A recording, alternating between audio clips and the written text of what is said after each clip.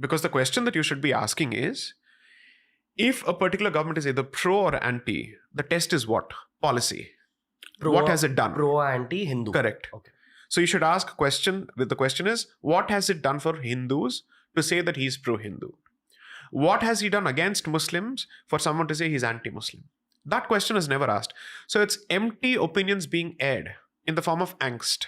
The grooming that's happening is not limited only to the Hindu community, that's happening even within the Christian community. The kind of grooming that you see of Pakistani gangs in UK, that's something that's being replicated in Kerala. I would use the word sexual grooming and religiously profiled sexual grooming. You mean they're seducing Hindu girls? I would say there is a very clear data. And recently the retired, let's say, cop from Madhya Pradesh, who's a Sikhni for that matter, ended up making the statement that I've seen this as part of my own career, that there were rate cards being distributed as to what is the price of a particular girl or what is the price of securing a particular girl. Ajio Presents The Ranveer Show is back with literally the most requested episode that we've ever created. J. Sai Deepak has been the most requested guest since we began this podcast. For those of you who don't know what he does, he's an advocate. He's one of the most respected lawyers in the country. He's also a spokesperson when it comes to Indic religions and Indic culture and Hinduism in general. J. Sai Deepak has achieved it in style in his career. There's insights that you can learn from top lawyers that will absolutely change the way you perceive your own country and the world in general. I want to bring a lot more lawyers on the show, and I feel like this man was the right beginning when it comes to this Advocates series that we will start on the show very soon. For more episodes just like this, make sure you follow us on Spotify. Every episode is available on Spotify 48 hours before it's available anywhere else in the world. Because we're a Spotify exclusive, this super stylish look has been styled by Ajio. So make sure you download the Ajio app and get shopping straight away. One of the most requested and fiery, but also super funny episodes that we've created in recent times. This is J. Sai Deepak on Ajio Presents TRS.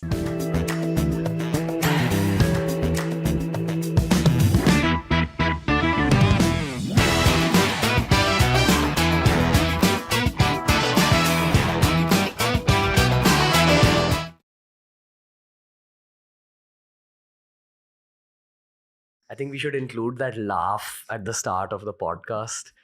I've never heard J. Sai Deepak laughing. How are you? Usually happens with Mr. Tharoor. Oh, shit. What's up, man? I'm good. How are you? You're actually a normal guy. I am. Social media gives you all these illusions and pretensions, but I'm just otherwise the another guy. Yeah, on screens, I feel like if someone cuts you open, blood won't fall out, some fire will come out.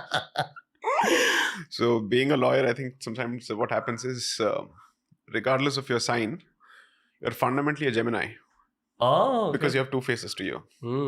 One is the lawyer face and the other is the non-lawyer face. Okay. So, and if you happen to be a litigator, plus someone who is trained in Delhi and who lives in Delhi, aag to ugalna hai. Man, okay. How would you introduce yourself to people who have no idea who you are? And there's very few of them watching this podcast. Right. You've been the most requested guest, literally probably since year 1 and we're in year 4. Okay.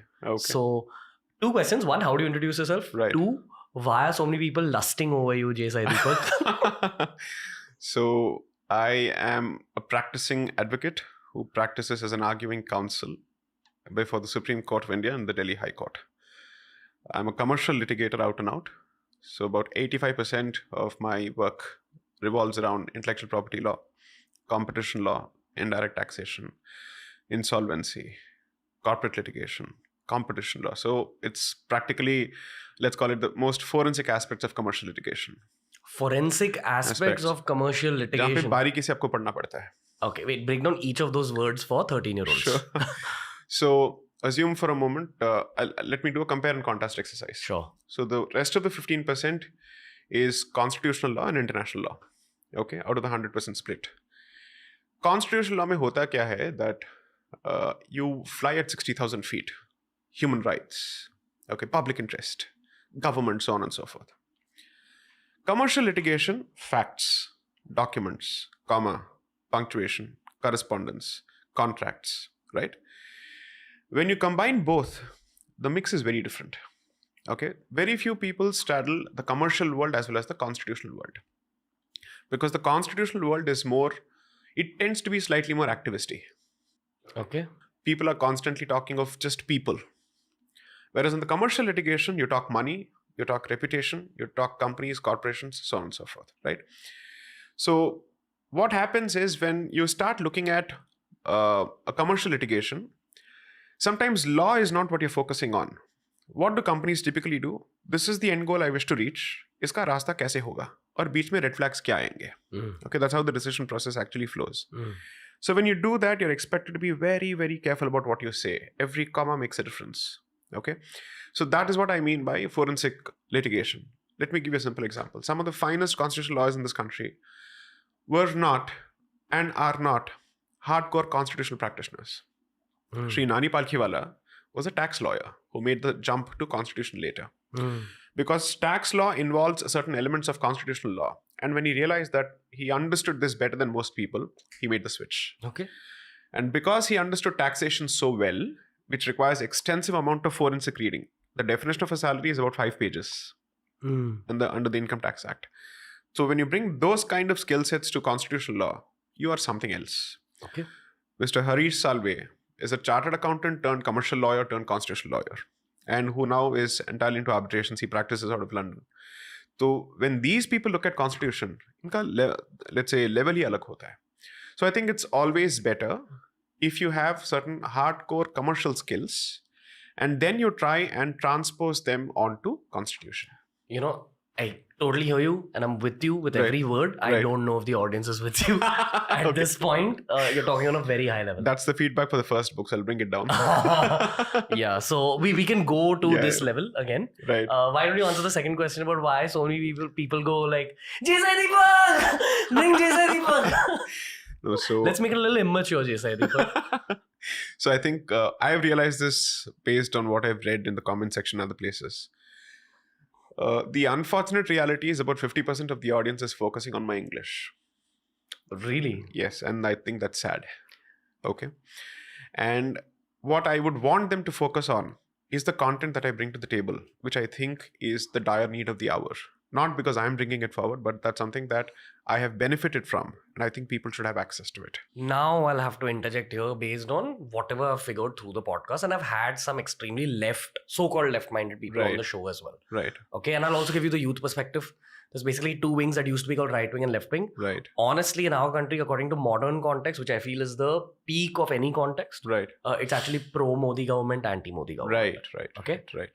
The pro-Modi has exactly what you said, Indic. Anyone who is Indic is also mostly pro-Modi because of the geopolitical scenarios of today, in terms of there's no other leader in the country who would be able to take on China, America, Europe. There is an overlap. It's not ideal. As in? The sense. Okay. Not all Indic fans are Modi fans. Exactly. All right. We'll break that down. Right. The left is a lot of urban elite. When I go for fancy parties, it's always someone who studied abroad who will even tell me, bro, you're too right-wing.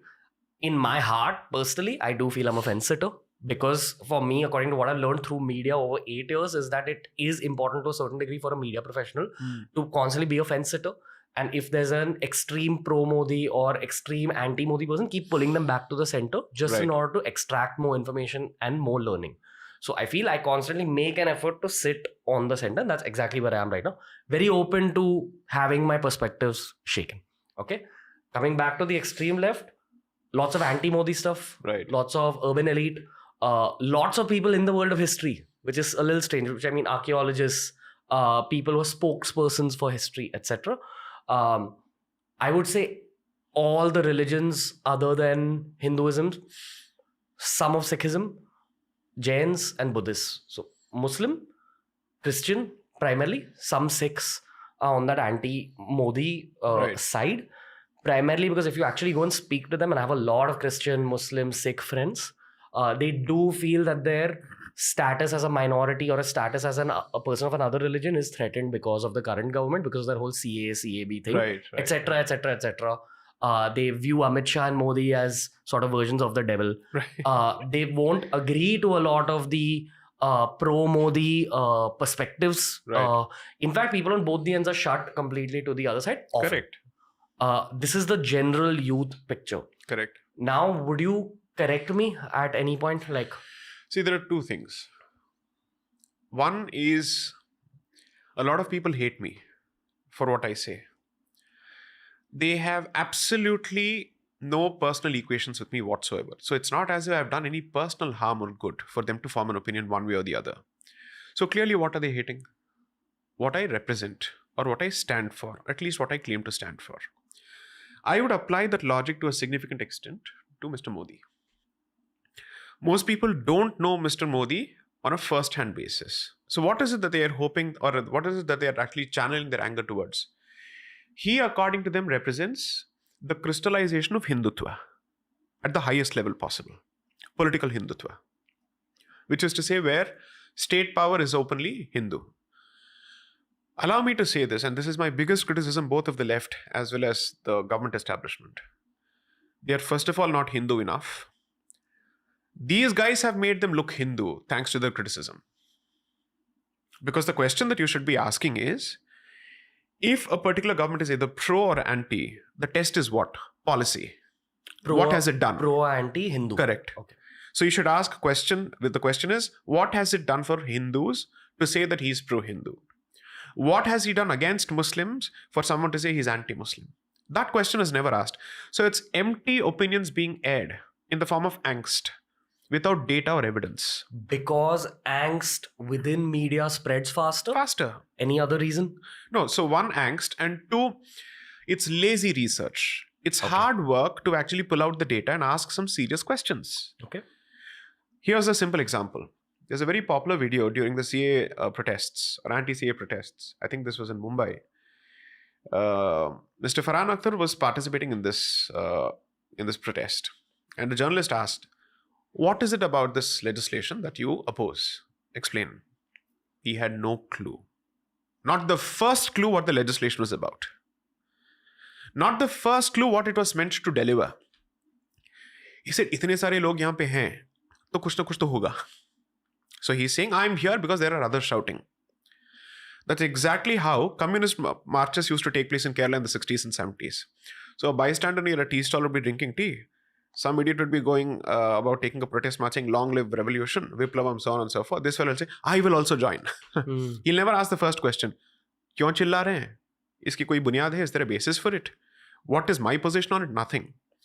I challenge most people who think they know anything about the CA to tell me what the CA is about. They won't be able to. You know what my next question is going to be. Yeah, sure. Explain it. So you see, CA has a historical context. But before I come to the long-winded historical context, I'll give the straight answer. What does it do? Previously, for a refugee from Pakistan, Bangladesh, or Afghanistan, if they wanted to apply for citizenship in this country, there were a certain set of criteria that they had to satisfy. Cut-off dates, documents, how many years they've actually lived in Bharat for them to say that they intend to live in Bharat for the rest of their lives. That period was about 11 years. That was reduced to say you don't need to live here for 11 years to claim or ask for citizenship. That's one. And second is, it basically says in these countries, there is a marked anti-non-Muslim persecution, where non-Muslim minorities don't seem to be having a great time at all. And the demographics are fast dwindling. And with each passing day, there's a serious problem. Now, when they act on that and they come out with a CA, the first question that people ended up asking is, will Indian Muslims be affected by it? A specific amendment to the Citizenship Act, which is meant to facilitate faster acquisition of citizenship to refugees, उसका भारतीय मुसलमानों के साथ क्या लेना देना है? Ask yourself this simple commonsensical question. Show me one provision from that amendment which deprives an Indian Muslim of his right to citizenship. It doesn't deal with that at all. Target audience बाहर का है. आप अंदर के लोगों को यहाँ पे उकसा रहे हैं. I think the question is, why not just apply it on the refugees and not the Muslims already living here? Very clear answer to that. In the backdrop of the two-nation theory still active and kicking, with partition having, let's say, played itself out on a religious basis, I have no reason to trust a Pakistani Muslim. I have no reason to trust a Bangladeshi Muslim. Okay, Pakistan was partitioned with a bloody partition in 1971. Okay. Did Bangladesh say we will now merge back with India? No.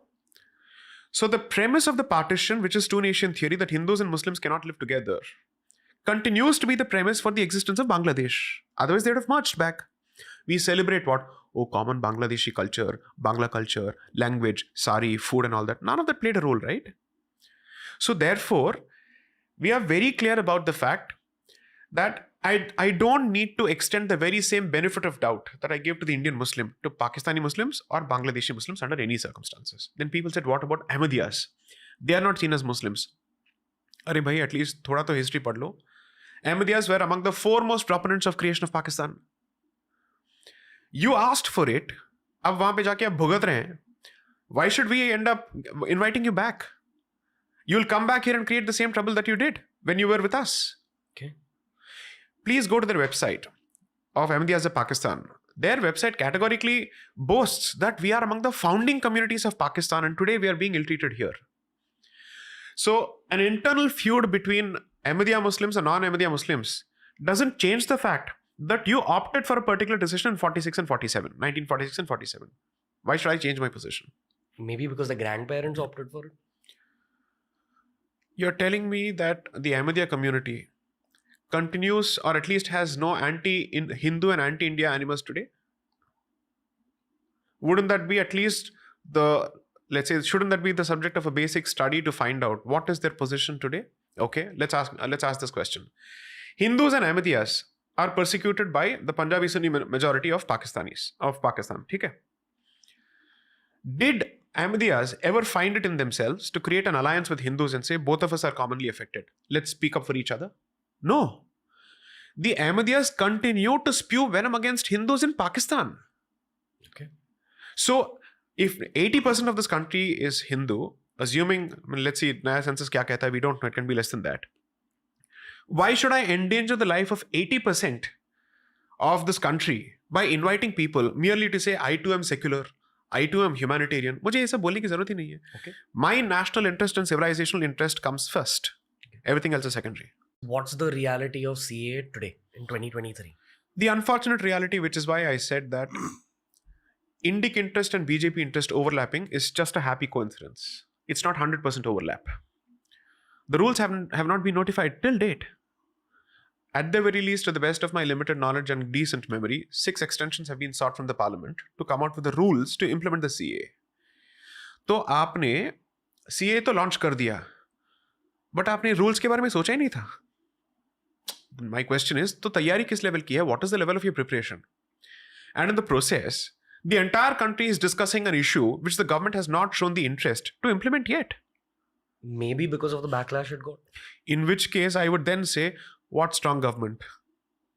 Farm protest rolled back. Okay. CA, you haven't done this. Khalistani movement has been normalized. And someone managed to take out a tractor parade on the 26th of January. Okay. Right? The tricolor was pulled off. All of this has happened. Punjab is again looking at a situation where it may not be exactly the 1980s, but it seems like it is hurtling towards it. Then I have to say, what strong government? This is exactly where my disagreements come and my criticisms come. So the good part is that I'm not part of a choir which is constantly singing in praise of anyone. Okay. I'm clearly saying, give credit where it's due. Okay. All right. But also disagree and point out the mistakes. Okay. Cool. I heard like everything you said, and I'm going to give some of my own perspective here, and please correct me wherever you think I'm going wrong. Sure. Okay. This is from the perspective of extracting even more information. Right. And I'm also going to go one layer deep and say 2 things. Right. The one thing I've learned over my career is that data is the new oil. If you follow data and if you follow facts and figures, you will get growth, which is true. And at some points in this whole journey with data, I noticed that no, at some point you have to trust your intuition with certain decisions also. Correct. In terms of what is the human angle of this, etc., etc., which has led to some very good decisions in my own career. Right. So I've begun to trust a version of data meets intuition. That's one thought. Perfect. The second thing I'd like to bring in is that we had a Tibetan monk on the show recently who explained Buddhism to me. Okay. Buddhism has a lot of similarities with Hinduism, and the more you kind of go to the depths of Buddhism, you realize, oh, this is very similar to us. he said that the one difference that he feels is Buddhism is centered first and foremost around altruistic thought, which means that when they say Om Mani Padme Hum, you're praying for the welfare of every sentient being, including animals, including whales, including fish, including insects, including humans of other faiths. Right. That stayed with me a lot after all these podcasts we've recorded. Right. And I feel I've become even more empathetic since I've started chanting, since I met him. Because every podcast rubs off a certain energy. Okay? Which again makes me think that even with a decision like this, my opinion is that you should include some amount of intuition and see what the overall effects on the morale of the overall country are. Right. And while maybe, see, I'll never be able to argue with you as a lawyer about, keeping facts and figures in mind. You can. I don't want to. But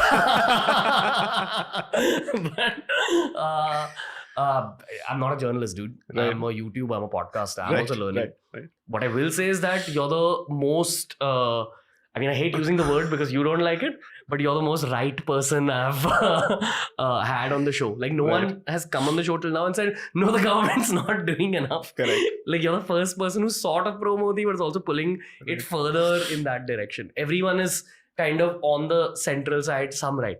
My point is, maybe I've learned this through business and through managing human beings. Right. That even morale is a thing within the country. Right. And I'm also keeping present geopolitical scenarios in mind. Right. You would have Genghis Khan, right? So, why the am I asking that? So, Genghis Khan grew up in Mongolia, where he was at war with other Mongolian tribes. Right. His wife was kidnapped. Sorry? His wife was kidnapped. Yeah. Right. He saw a lot of atrocity because of the local civil wars where tribes used to face each other. Right. Eventually, when he took over the country, he knew that there's still going to be wars. There was a sort of inherent divide and rule mentality there as well. Right. So he said that no, instead of fighting with each other, let's coagulate, let's become one, and then go out and conquer Asia. Right. That's the power of bringing multiple human beings of multiple faiths and multiple subjective realities together, and giving an external kind of motive. Right. The one thing I've learned about geopolitics is that it's very money driven. So the richer you are as a country, the more geopolitically powerful you are. Correct. The world is sort of beginning to be at war constantly now. Right. We need to first develop our armor. We need to develop our weaponry, for which we need to become rich, for which the morale of the country has to be good, for which my opinion is that Mohammad Siraj should be in the same team that Shikhar Dhawan bats for. Agreed. So that's why I'm not fully in agreement with you. Right. But please correct me. So it's like this. One of the finest human beings that I've had the good fortune of engaging with is Sri K.K. Muhammad. Okay. And my regret is I could not interact with Sri Abdul Kalam. These are examples that I'm very comfortable with. And these are people who I genuinely feel warm towards. Okay. Sri K.K. Muhammad, notwithstanding his name, is among the few people who renovated temples. The Pateshwar temple in Madhya Pradesh when he was with the ASI. And someone who was upfront and candid about the impact of Islamic invasions in Bharat. Okay. To my mind, that's honesty, wherein the current generation is not carrying the baggage of the past. You say somebody may have done it. I don't agree with it. And I don't wish to relate to it in any way. The problem is those who seek association with the conqueror of the past are making the conqueror an existing reality of the present. Okay. And that's where the problem starts. Okay. Then the wounds fester. So you're saying Muslims are chill as long as they have Indian identity intact in their hearts today, but you shouldn't celebrate things like Mughal invasions or the kind of shit we're taught in history books. This is not me saying actually. So I have several disagreements again with Dr. Ambedkar, but one of the finest things that he has said in Pakistan or Partition of India, in the opening chapters, he's asking the basic question, what makes a nation a nation? He starts with the theoretical basis and then asks whether India is two nations within one. Can it survive as a single nation? Because he's writing this in 1946 when Pakistan has become a reality. Okay, so he's asking this question. Congress is trying desperately to say, no, we can represent both interests.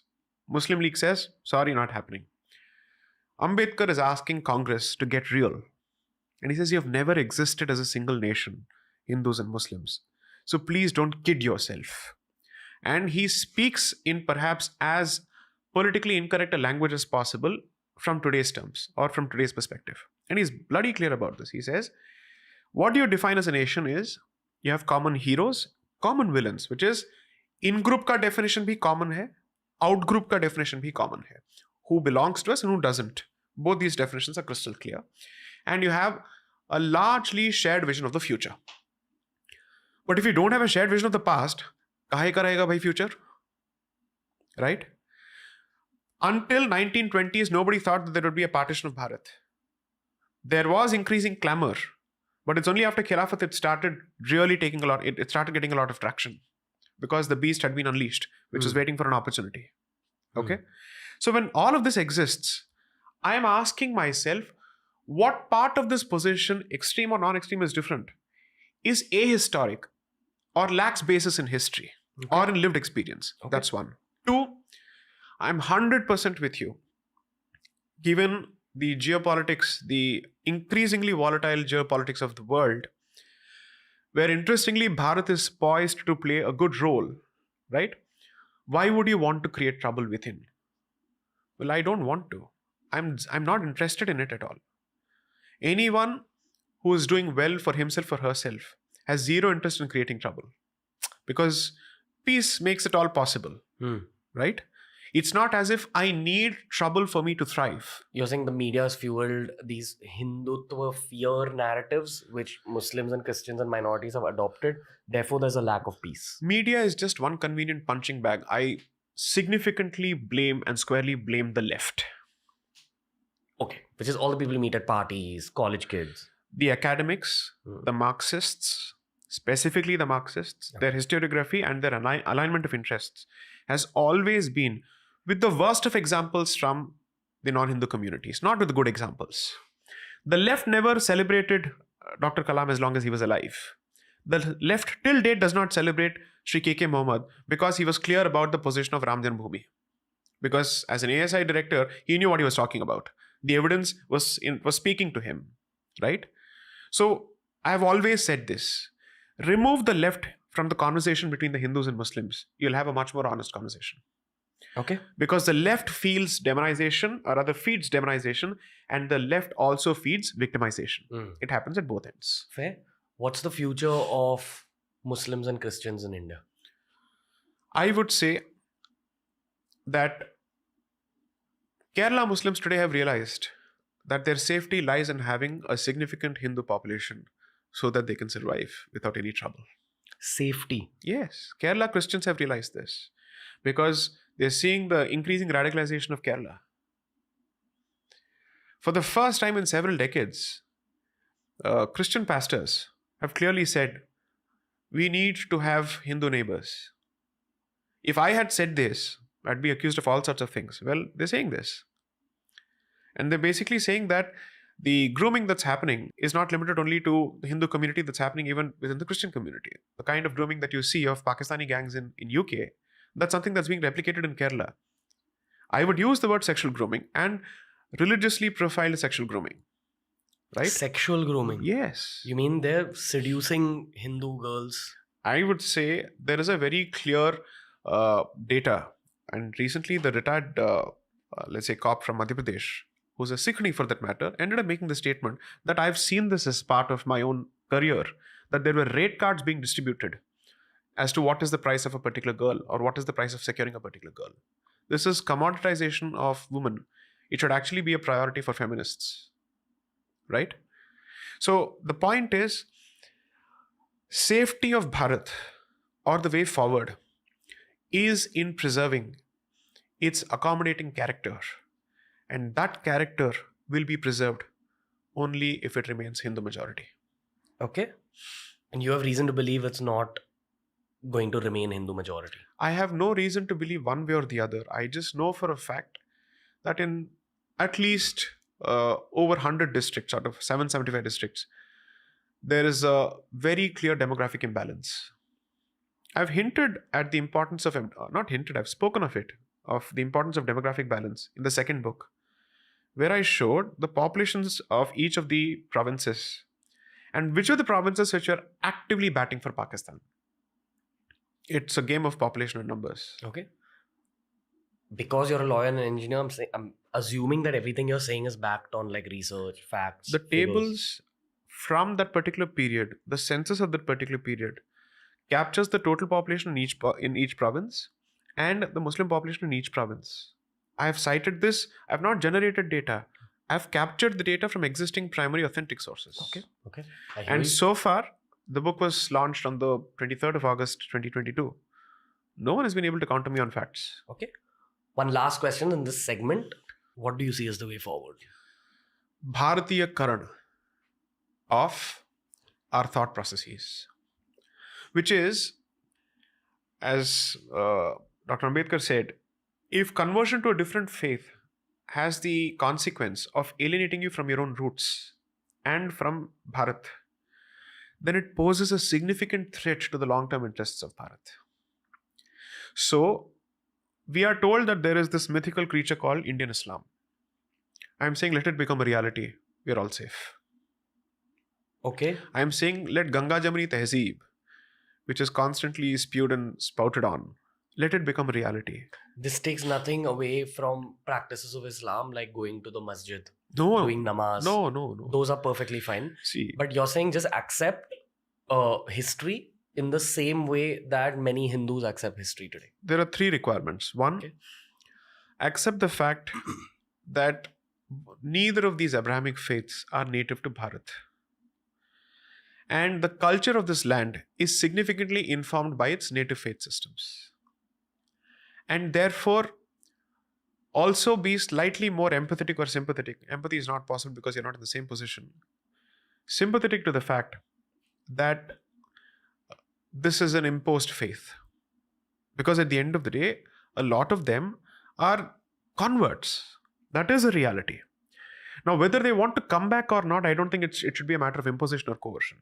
That should be left to people's choice. That should be left to their own free will. However, it shouldn't come to a point where the native faith system is struggling to find gasps of breath. Okay. So, Mr. Vajpayee's ashes were refused cremation, or they weren't allowed to be,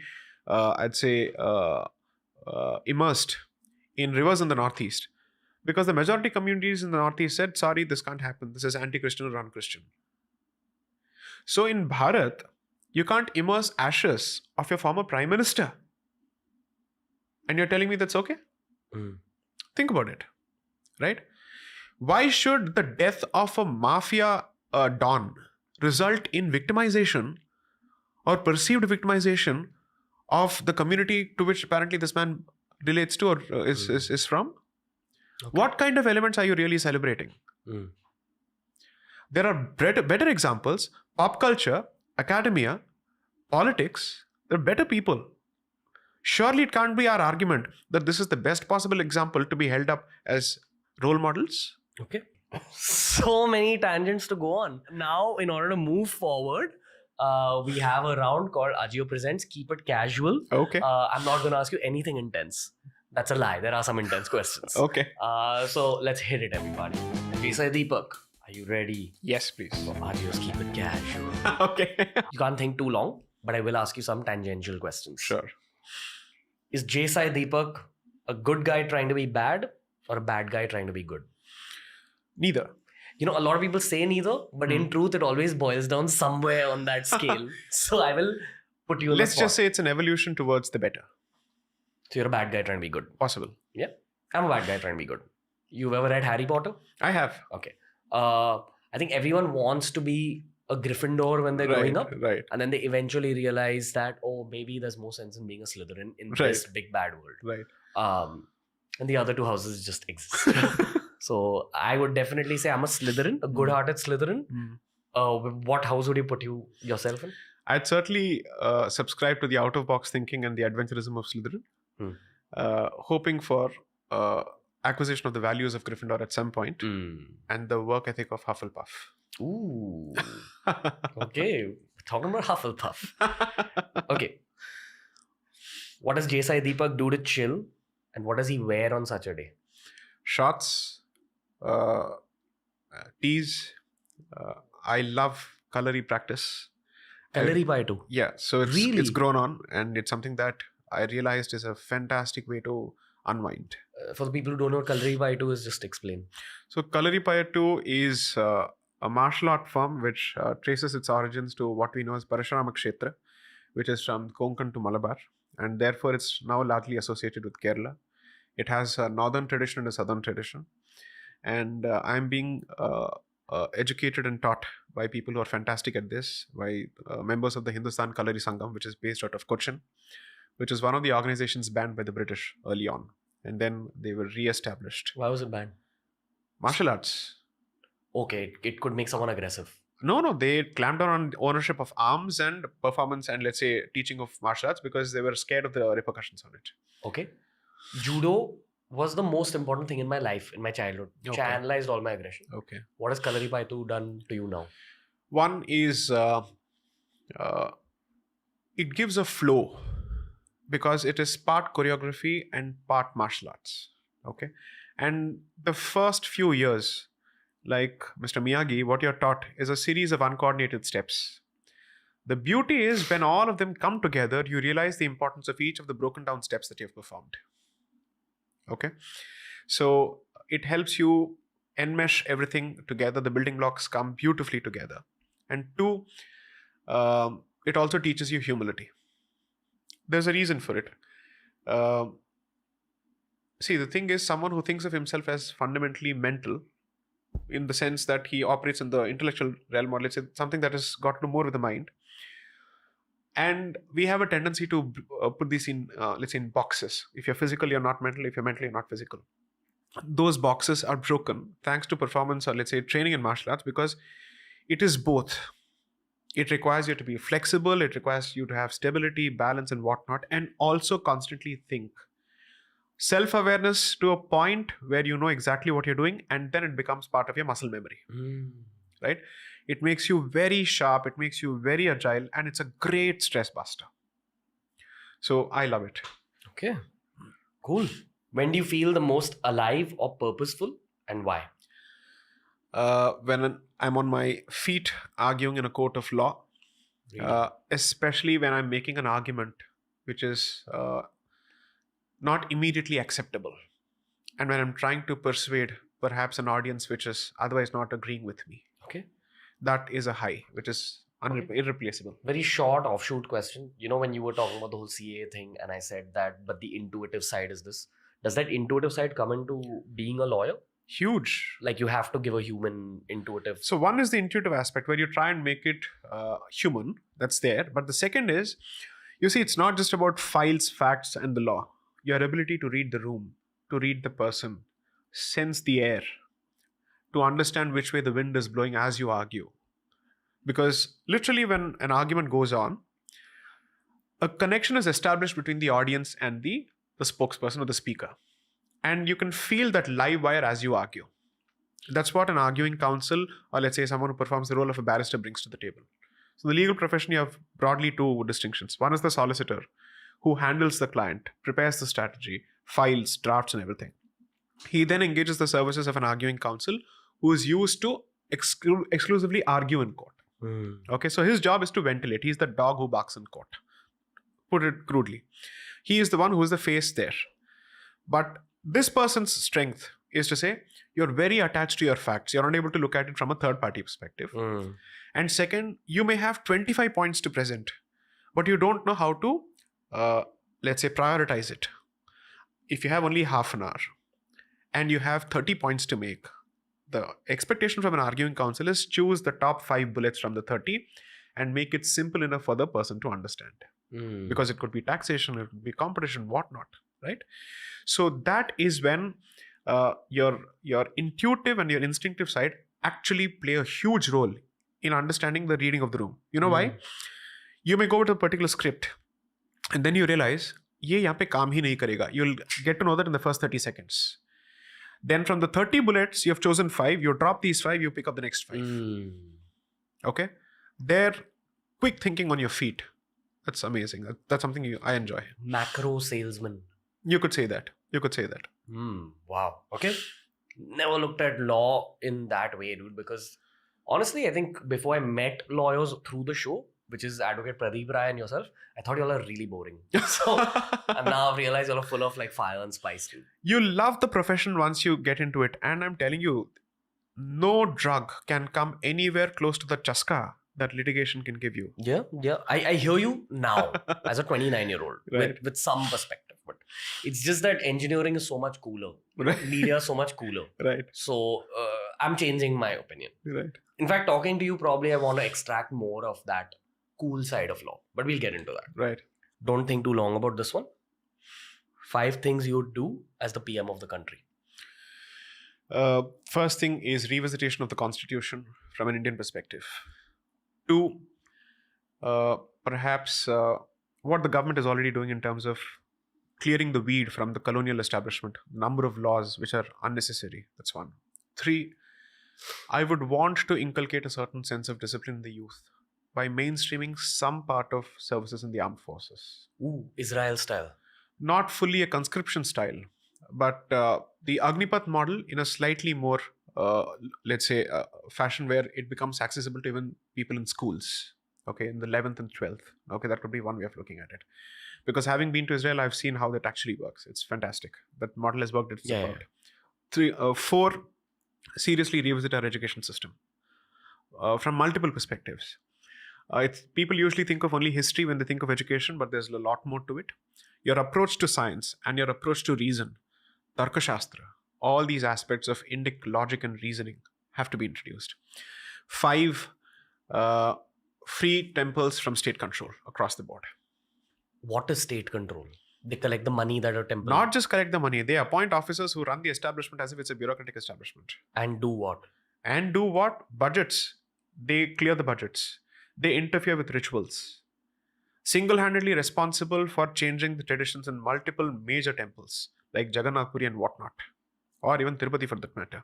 Single-handedly responsible for treating temple as a port of revenue, as opposed to what it is not meant to be, as opposed to, let's say, a place of worship or a place of spiritual solace, right? Gotcha. You've reduced religion to religious tourism. That's not what it was ever meant to be for. And it is meant to also act as a community support system where it provides money. It's also a guild in a certain form, right? Provide education to people. If you're looking at the arguments relating to reservation, you can perhaps offset it to a significant extent if you say the temple money will be used to educate people from the depressed classes for a certain period of time. You're giving a positive replacement. Otherwise, the reservation argument will always be about, oh, you're taking this away.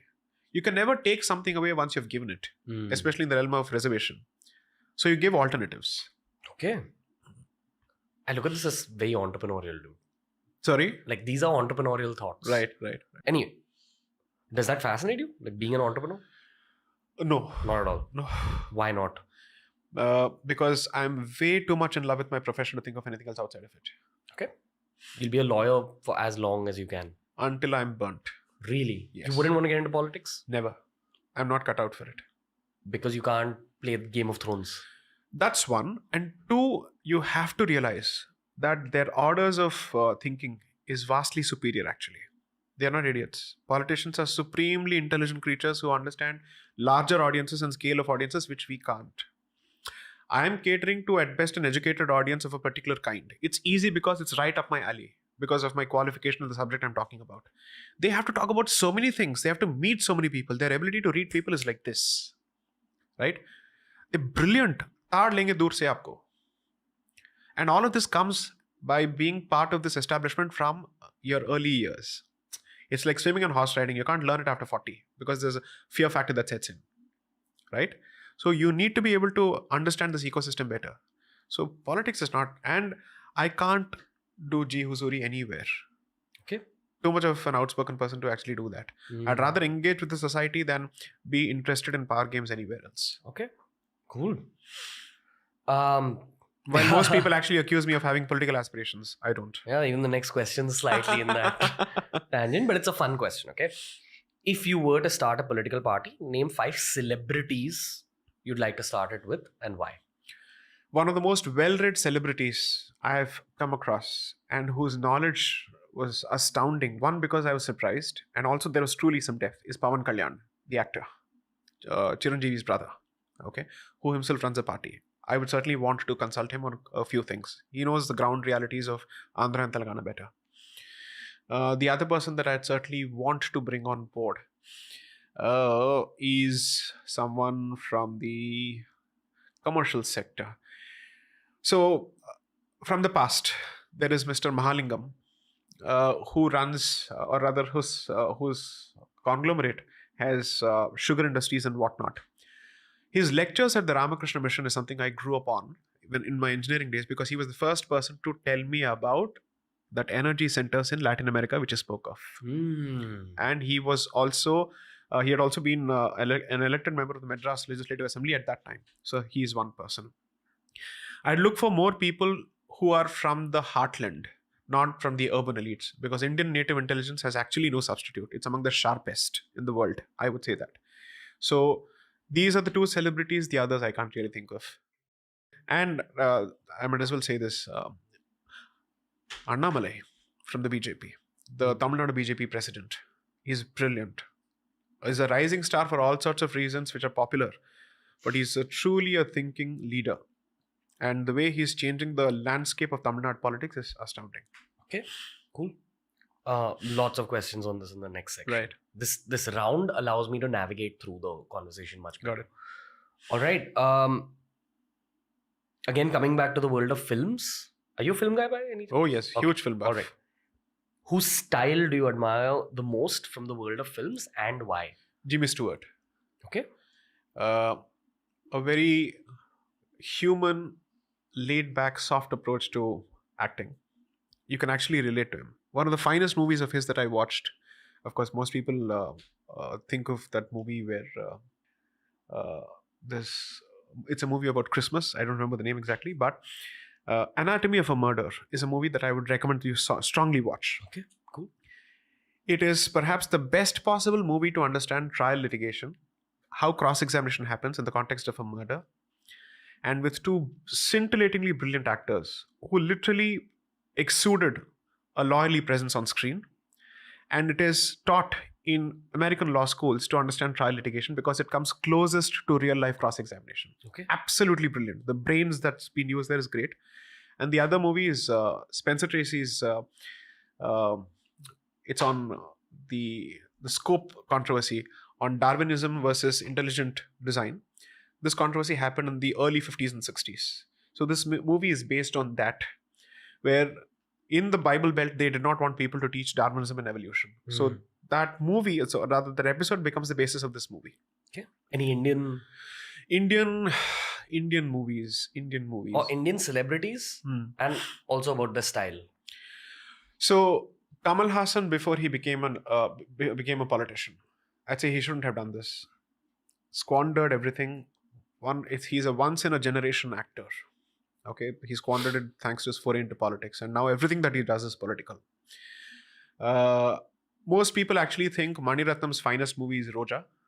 I would say no, his finest movie is Nayagan, because it brought together Kamal Hassan and Mani Ratnam. Okay. And the magic is, it's not been recreated again. All right. Who's a perceived left-wing spokesperson that you'd be happy to sit down and learn from? I actually would want to have a conversation with Noam Chomsky. Tall order. I mean, he's a giant and all that. But he is a person I'd like to speak with because I've been watching some of his videos. Okay. A lot of things that he says about the West are some things that would apply to our perception of the West. And yet his position on India and Kashmir and so on and so forth is deeply problematic. That may be because he's been fed information by Arundhati Roy and others. Left to himself, and if he had done his own research, I suspect he may have come to a different conclusion about Bharat. But he is one person I'd like to engage with. You have any Indian names? Indian names from the left? None. Not at all? No. Who do you like to see me interact with? Have you had Mr. Tharoor, Dr. Tharoor? Not yet. You should. Okay. Because for multiple reasons, I don't agree with him on almost everything. Okay. But I would certainly say that he is a dignified debater. Okay. And he's very decent to engage with. Not commenting on anything else. I'm not giving a clean sheet on anything. Okay. And the operative word being anything. But it was fun to engage with him. And he did not have any qualms or ego in engaging with me in a debate, and even asked for a signed copy of my book at the end of it. Okay. So I would say that is one. And I had equal fun as a moderator engaging with barrister Asaduddin Owaisi. Okay. Yes, I want to have him on the show as well. you should. Okay. 5 things that will not be present in India in 10 years' time. It won't be a party-based election anymore. It'll be a presidential-style election. Like people. Yes. You'll be voting for people. People will be voting for individuals. Okay. We are looking at that. That's one. Two, I would actually assume that we'll be less of a car economy and more of a public transport economy. Rich people will use public transport. I would say so. We are moving in that direction gradually. People are realizing the trouble of having to maintain a car. Yeah. Everyone my age uses cabs and metros. Correct. Three, we will be forced to revisit our disrespect for environment. Very serious ways. Yeah. Water problems. Yeah. Okay, we are looking at it. Big flaw of the current government. It is one of my major criticisms of the government. Yeah. All over the country. You go to Himachal, same problem. Bombay, same problem. And we're going to see floods. I don't like traveling to Himachal because of the destruction on the path. Yeah. See, I understand the importance of infrastructure, but I think we need to strike a balance. Four is the left will no more remain cool. You think it's cool right now? It is still. I think it's There's a point of inflection. Yeah. We are going through that point of inflection. But the current de facto respect that they enjoy in certain circles may not be the case anymore because they're exposing themselves very badly. by not researching enough. By not researching enough in the age of internet and by not actually dealing with facts, by just still only spouting opinions. 5, the exodus of talent from Bharat will come down Brain drain will reduce. significantly. That's And already happening. Possibly people will come back. The reverse is happening. A lot of people are actually writing to me saying, how do we be part of this party now? Because India is seen as a big party now. Yeah. Challenges are there. Lifestyle changes are going to be very difficult. If you live in a first world country, come to Bharat and you have a lot of issues here, you still will go through all of that. But they want to be a part of a journey where they get to contribute to it as opposed to being part of an established story. Being an engineer and seeing the caliber of my friends who are working abroad, it's one of my motivations as an entrepreneur here to be able to be basically really rich and then either fund or co-found really large scale shit with the guys who've left because they are actually maybe talent wise the same as some of the guys who are left behind, but experience wise there's no comparison. Right. You're playing in the NBA versus playing in an Indian basketball league. Right. Even if the talent levels are the same, you're playing against LeBron James. You there. haven't competed against the best. Yeah. Correct. So these guys are picking up skills, but I anticipate this post 1990 born generation of Indians, a lot of them will come back because they'll understand that, okay, you can make money here as well. And their parents need them. Correct. Basically. Correct. And they're missing out on being part of all the festivals and the family occasions. ये हो रहा है. That na yahan ka, na wahan ka. Correct. Plus, the West is not what it was before. Yeah. The American dream is no more what it was. Europe standards are terrible now. Several so-called advanced European countries are not worth living in, Yeah. right? Because of their inability to deal with the migrant population, Yeah. right? That's a huge issue. They don't know how to handle the impromptu riots like the Leicester riots. They don't know because it's something that we have lived with, we have dealt with. They haven't, right? So considering that, they're looking at two things. If I can make even 60 to 70% of what I'm making there, plus I get to live with my parents, and there is a cultural bonding here, and I get to be part of a growth story, what exactly is the trade-off? Plus, if you have children and young children, the support system in Bharat is irreplaceable, right? Both in terms of getting professional support or family support. Wampi, you have to do everything on your own, from dishwashing to everything. What do you do? Yeah, I think a few things are corrected here. The primary thing being money. If they're given even 70 to 80% of the money that they're making there, They'll come. Yeah.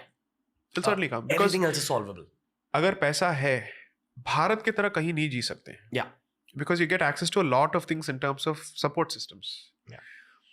I am able to pursue whatever I can because of the support system that I've managed to create. Others, I'll be limited only to one thing. 100%.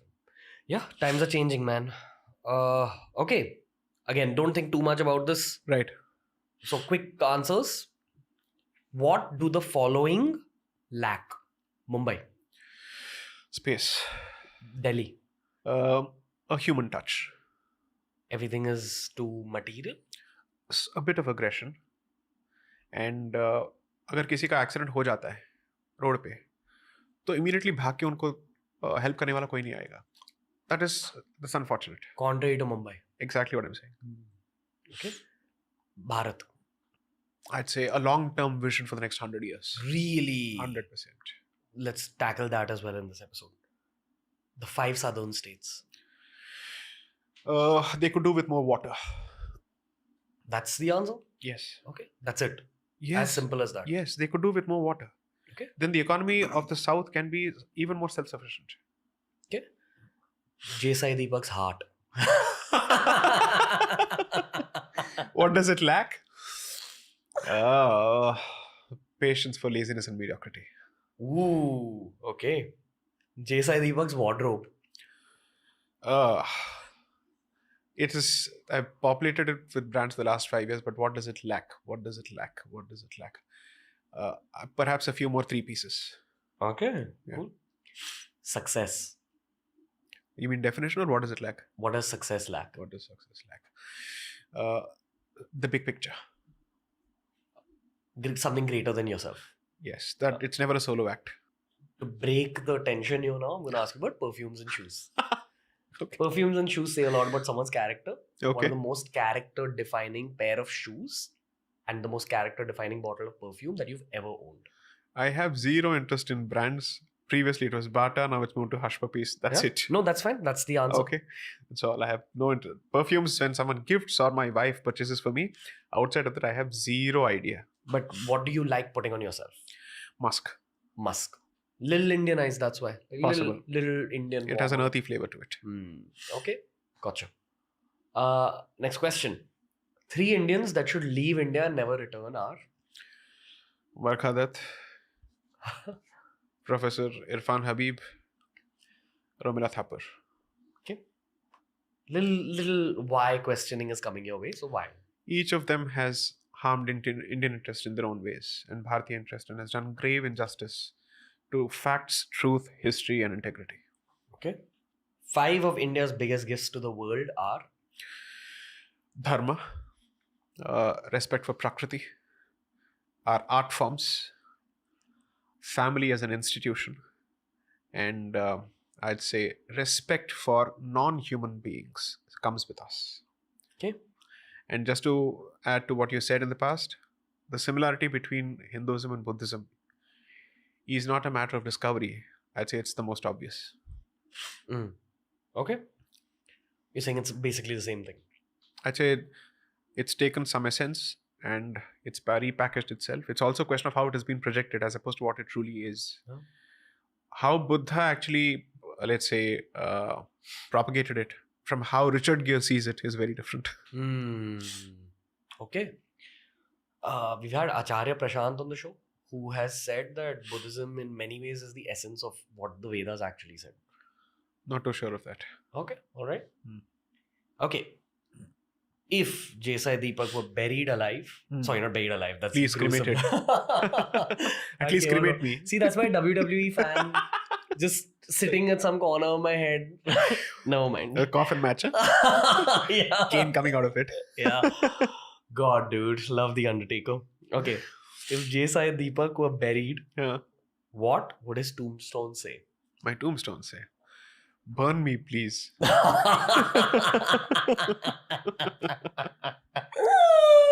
Jai Shri Ram! Exactly.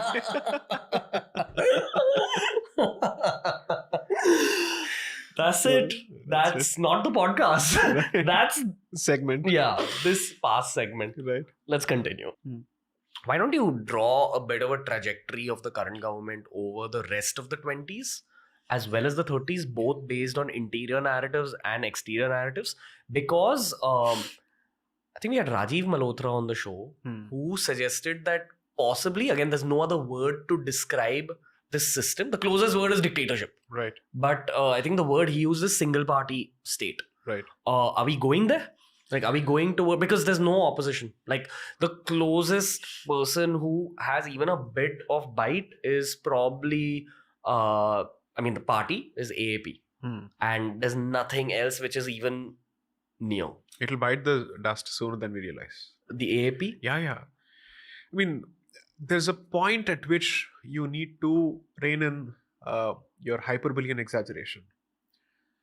You've given yourself labels such as he is the current day Mahatma Gandhi, this and that. Come on, yeah, who's going to believe this?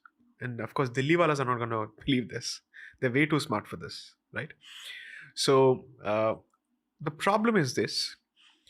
Um, there is a huge paucity of good options as in the opposition.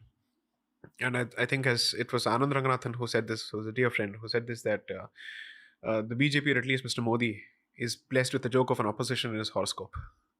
Okay. So That's true. it's unfortunate, it's unbelievable. Circumstances do create destiny. Correct. And this is true. Look at it. Where are the options here?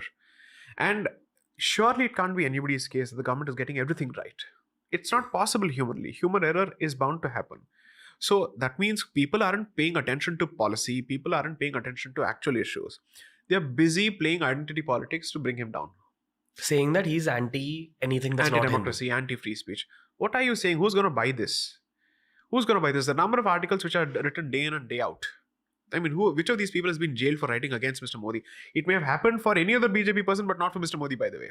It could have happened at the state level. It could have happened for anybody else, not for him. I'm not going to defend him for anything. I'm just saying that choose your issues well. At least think through what you're saying.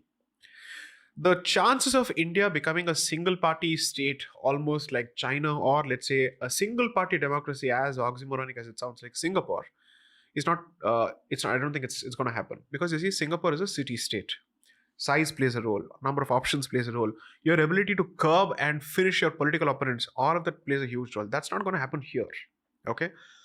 And importantly, as in every political party, there are huge differences of opinion in every party. Okay. So it's a question of how those differences of opinion are managed, right? There was a point when the Congress in the 1920s and 30s had no alternative. Okay. But the Swaraj party came outside of it, established by Chittaranjan Das, Deshbandhu, and Motilal Nehru, right? When they realized that the non-cooperation movement isn't taking the Congress anywhere. So sometimes it may not be an opposition from the outside. It may also happen as a consequences of differences of opinion from within. Let me clarify. I'm not hinting at anything. I'm just saying trajectories kaise ho sakte hain. I think to be able to predict the future, you need to study history in detail. Exactly. So that's why you're Exactly. speaking to. Okay. So I'm basically saying that more and more people who are interested in delivering the goods on the cultural side, on the civilizational side, may say Vikas must go hand in hand with civilizational security, especially with too many problems, let's say, rearing their heads. Okay. And apart from that, the larger revisitation that the entire world will go through is revisiting the model of democracy as it stands. I'm not saying it will move to dictatorship or whatever. It may want to go with some kind of what I call enlightened democracy, which is exactly what the Rajya Sabha was meant to do.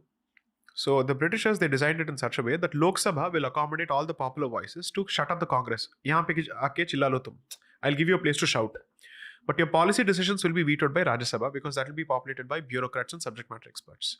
Which is why we have a policy even today of nominating experts from different fields as part of Rajya Sabha, saying the masses are represented here, the intelligentsia will be represented here.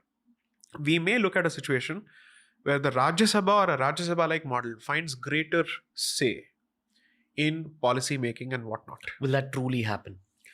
See, these things can't be designed. These things are usually organic. It's a matter of a particular, let's say, spark, where people realize, no, we need a different model now. This is not throwing up enough options.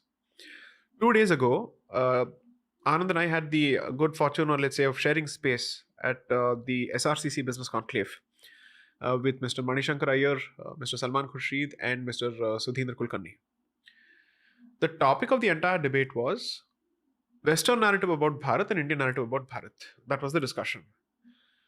Us topic, maybe they managed to bring in BJP versus Congress. The entire thing was different. It was about media narratives. It's about how the West sees us. It's about how we see them. In what context? The BBC documentary. The downright insulting caricatures during COVID, or the Chandrayaan, and so on and so forth, where they still think of us as a country of snake charmers and whatnot. And what's wrong with being a snake charmer? Sorry. So these are the kind of caricatures that we were hoping to discuss. It became about BJP versus Congress within 10 minutes. And the best part is the audience was tired of it. Yeah. They're like, mudde pe baat karo, talk about the issue.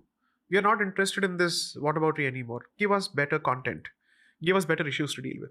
That is what will push the conversation on democracy. Okay. Still want a deeper picture of things. Let's talk from a very specific angle. There are 4 or 5 people within the BJP who could be sort of next PM candidates. Modi ji probably has 4 years left, and then at some point he's going to take a step back. Everyone anticipates that as well. His whole kind of basis, and this is what I've learned from Sanjeev Sanyal, is that he wants to focus on infrastructure. Right. Someone will have to take the game forward. Right. Simple question: who's the next PM? What's the future of the BJP?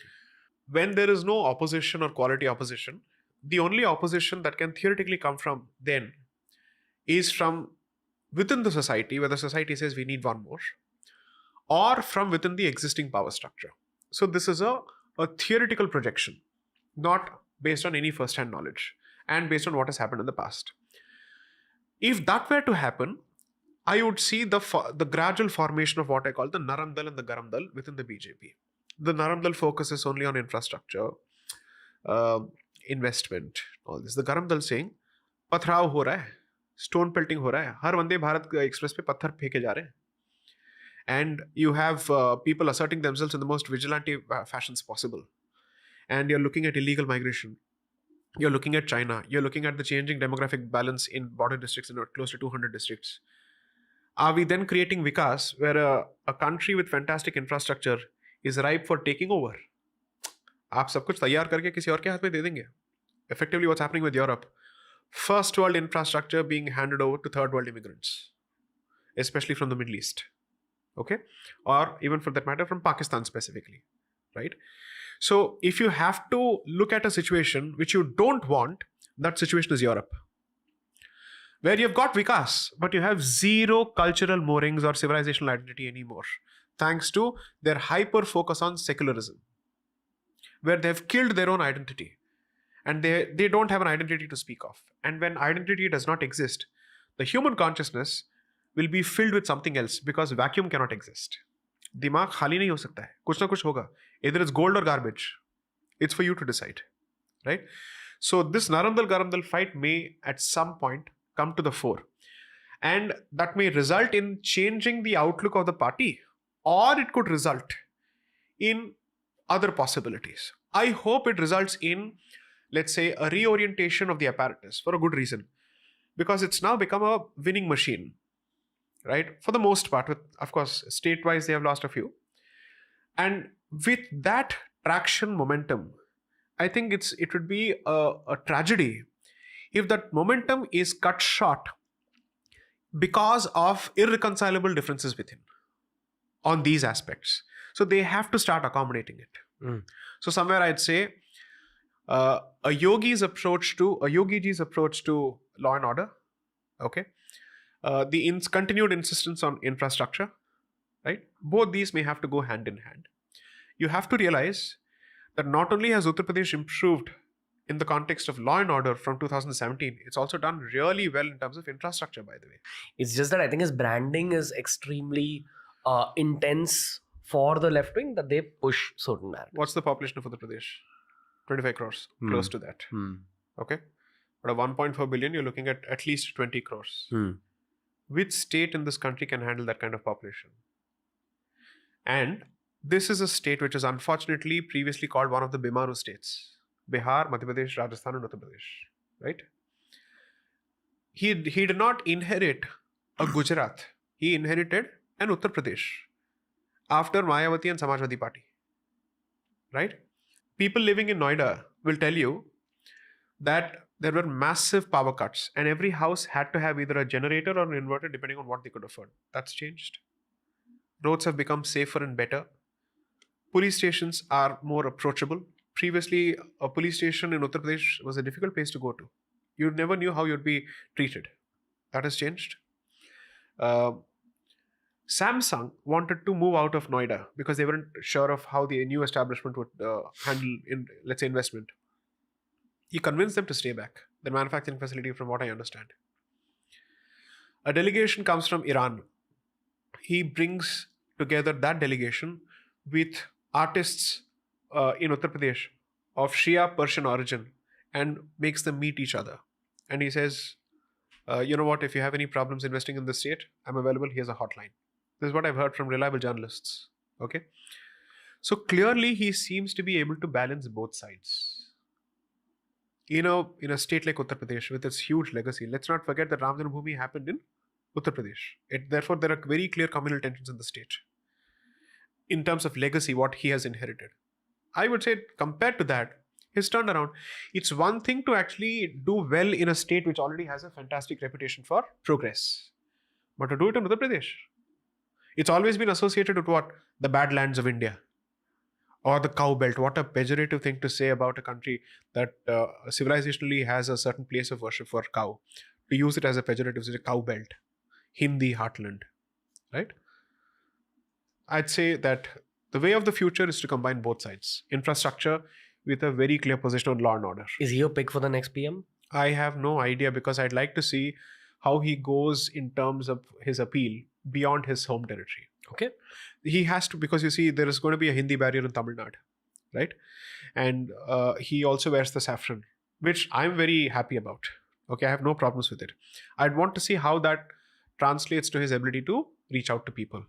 Then also is the important factor of his ability to handle international optics. Taiyari do level ki hogi. One is pan-India, the second is the global stage. Both. Which could be his weakness. I'm not saying it's a weakness. I'd simply say it's an area because you see, I'm someone who looks at it's a weakness if someone cannot work on it or does not have the ability to actually work on it. But if someone shows the ability to work on something, I'd say it's an area for work. Okay. That's how I'd put it. I don't have enough research or facts and figures to argue on the left's behalf. I'll tell you what the left will say. Encounter killings. Okay. That's what they'll latch on to. They'll say law and order. Ask the women folk or even men folk for that matter, or to use their language, the non-binary gender identity. Okay. If they're safer in Uttar Pradesh today compared to before. This Right? I can validate because I've been to Uttar Pradesh a lot. This is the general narrative. Right. Safer than ever. Lucknow has become such a place to go to. It's brilliant. Hazratganj in Lucknow mimics Connaught Place in Delhi in terms of its architecture. What a happening place. Of course, I'm not going to say that let's use that as the basis for everything else. But other cities also. It's not as if this is one of those states where it has only a couple of cities to showcase. It's trying to do, so you have a Prayag, you have a Kashi, you have a Noida, you have a Lucknow. A lot of these cities, each of them is capable of generating a lot of income because they have traditional industries. Bhadoi, which is about 60 kilometers away from Varanasi, is known for being the carpet town of the world. Most carpets that go from Bharat have some contribution from that place. Similarly, several places have each, let's say, their own industries, their own legacy of industries.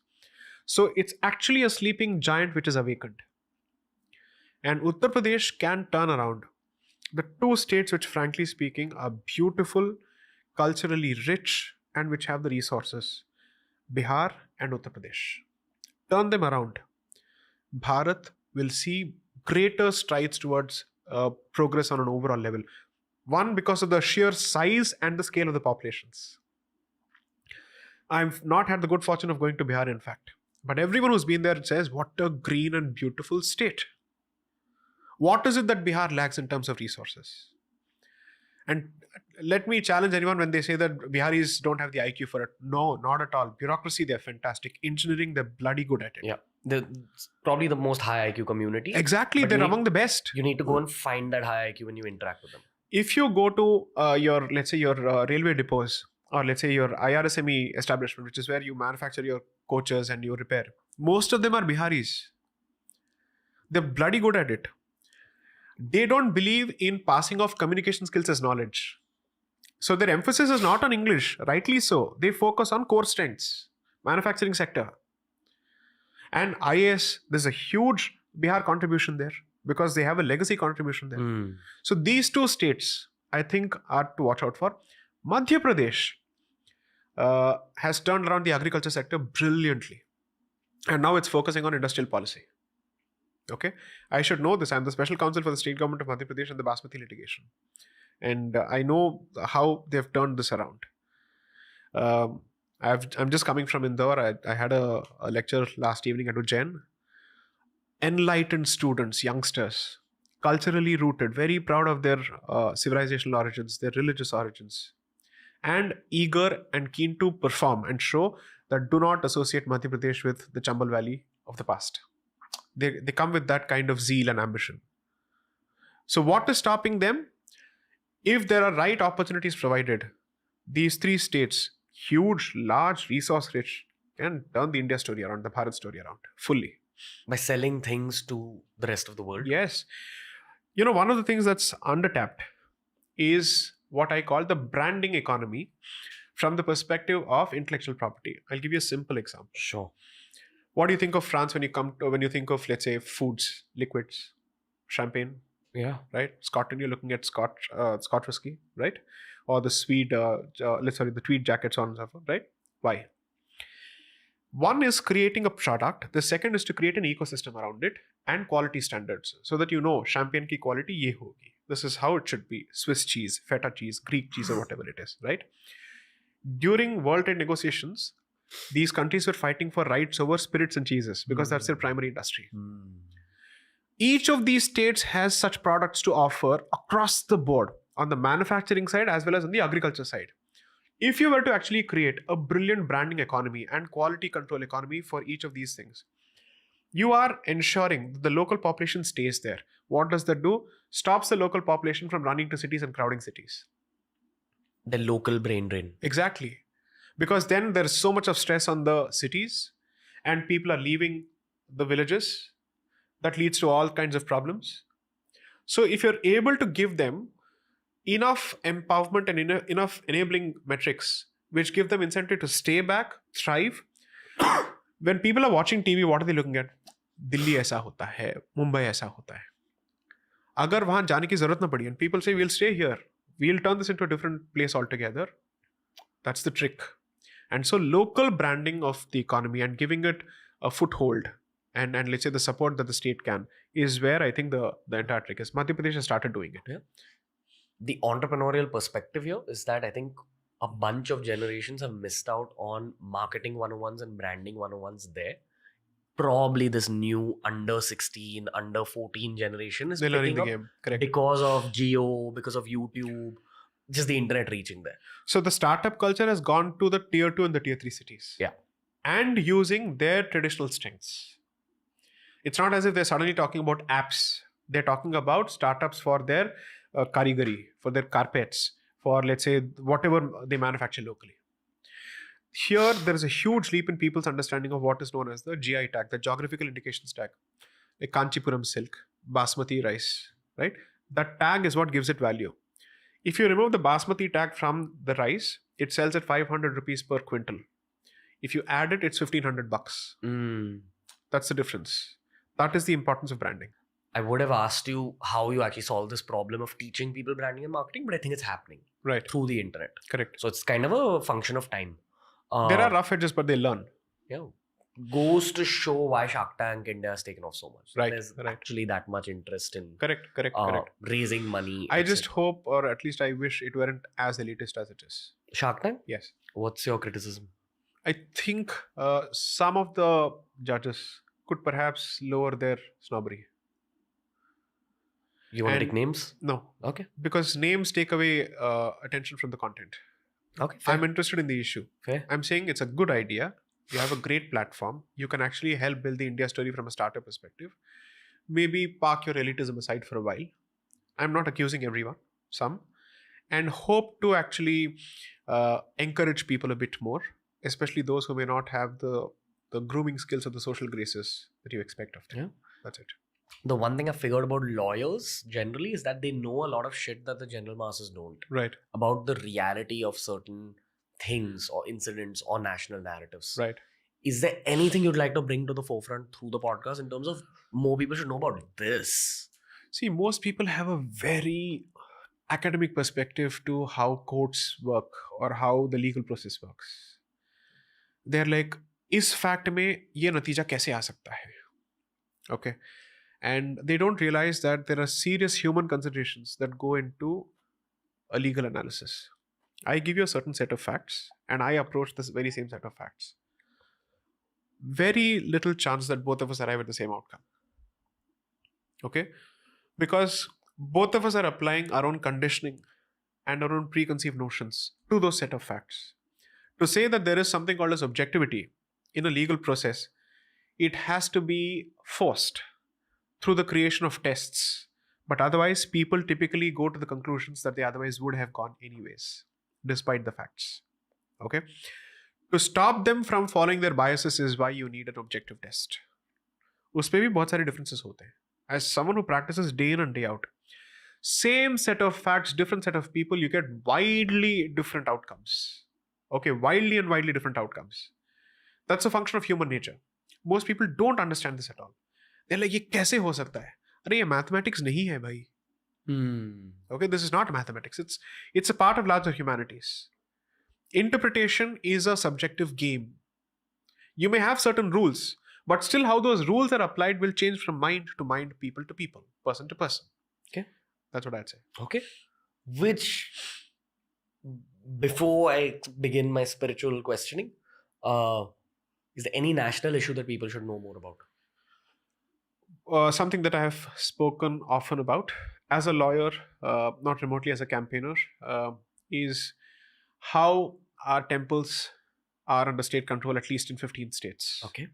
And how that translates to degradation of the cultural ecosystem of Hindus, the alienation of our real estate, the dissipation of our liquid resources, smuggling of our artifacts, okay, organized smuggling with police officials, state government officials, for the Hindu religious and charitable endowment departments officials, along with international smugglers. It's a huge racket.